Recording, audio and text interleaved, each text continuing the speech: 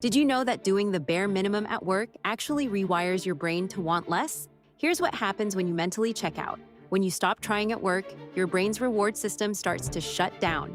The part that feels good when you accomplish things gets weaker. It's like a muscle that shrinks when you don't use it. But here's the scary part. This creates what scientists call learned helplessness.